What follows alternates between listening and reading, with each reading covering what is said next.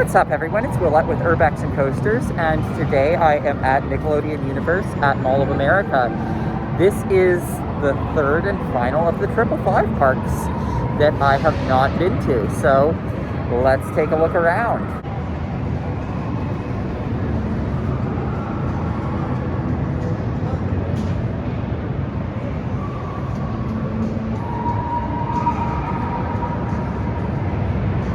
Just gonna say Avatar Airbender. They should have used that name for TMNT Shell Shock instead. Just my opinion. So we just got our first credit of the trip, Avatar Airbender, and this ride is on limited operation in terms of it's having rotating ride ops. But like I said, I don't think this should be themed to this IP, but you know, as an Avatar The Last Airbender fan, as you can see, he just closed it, but you've got the Fire Nation, Water Nation, you've got Aang over here to represent the Airbenders.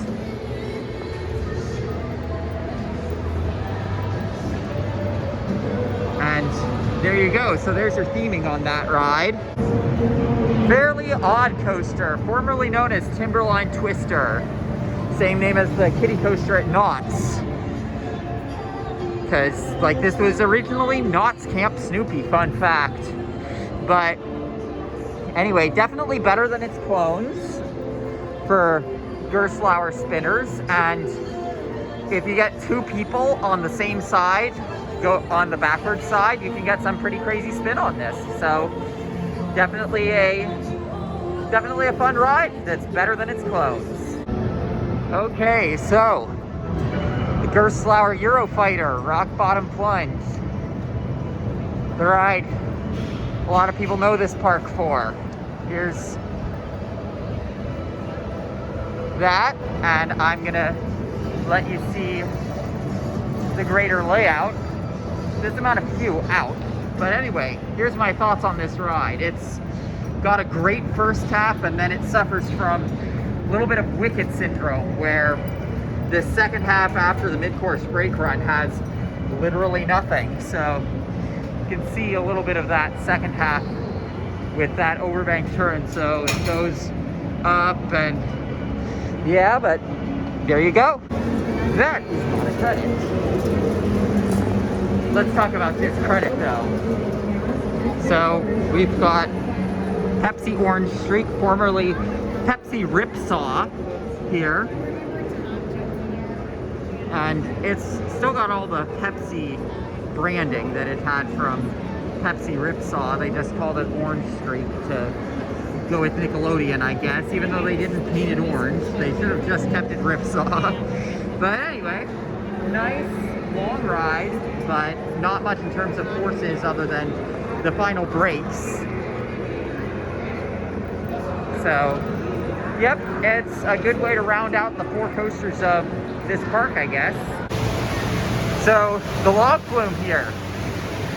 You can definitely see the Knott's influence in this, because there's a thing of Knott's boysenberry syrup. I saw some references to Pony Express. I also saw a Titanic poster, which I thought was pretty cool. So, yeah, definitely a cool log flume here. Alrighty, everyone. So, we just got a re-ride on Rock Bottom Plunge, and I noticed this with the transfer track here.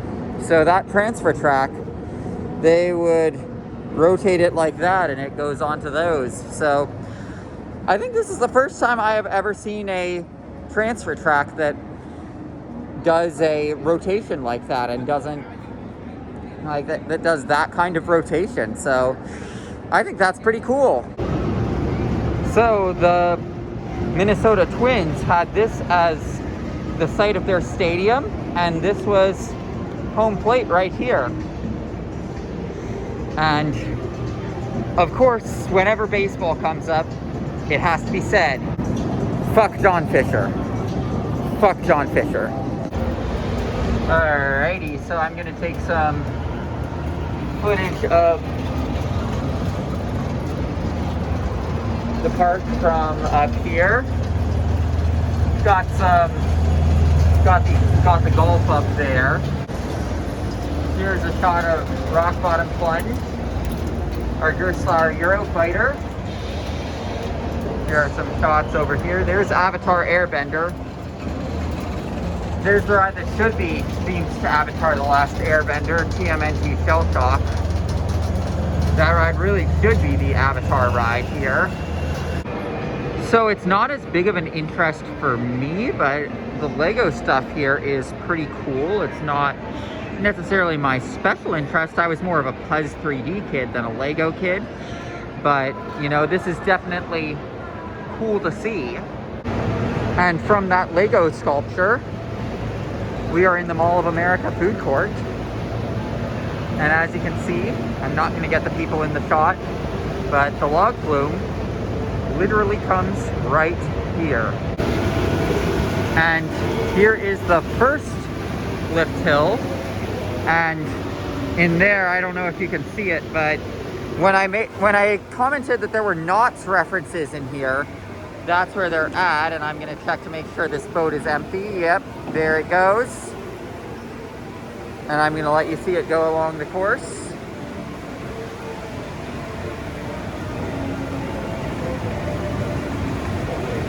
And there you go. Alrighty, dying retail fans who are watching, you know where we're at. We're at Toys R Us.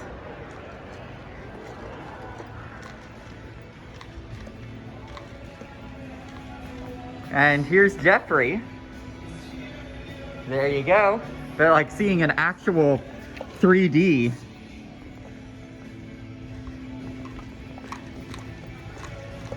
And then we've got an animatronic wolf reindeer hybrid thing here.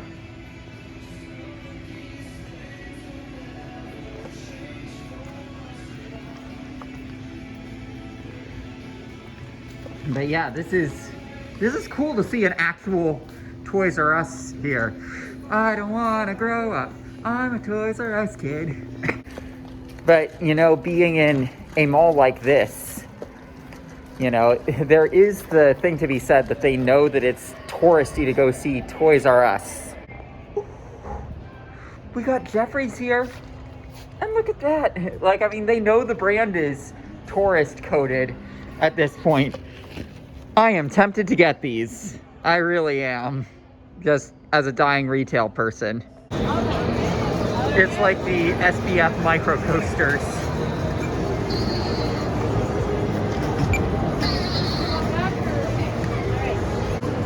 So, I don't personally think this is a credit, but I mean, it's on concrete footers. And you saw that Rock Bottom Plunge isn't, so I think that's hilarious. Also, I think it's cool that it goes around all of these plants, so nice to see some botanical display here.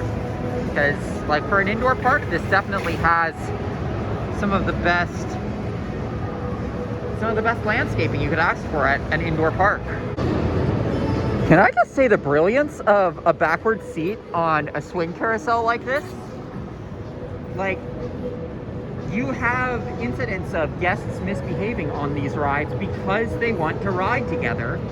And if you have those backwards facing seats, then guess what? That's not an issue because they can be facing each other throughout the ride. Even if they can't be in the double seats, they can be facing each other. So I implore parks, have seats like that. I implore them at Nick Universe, have more backwards facing seats.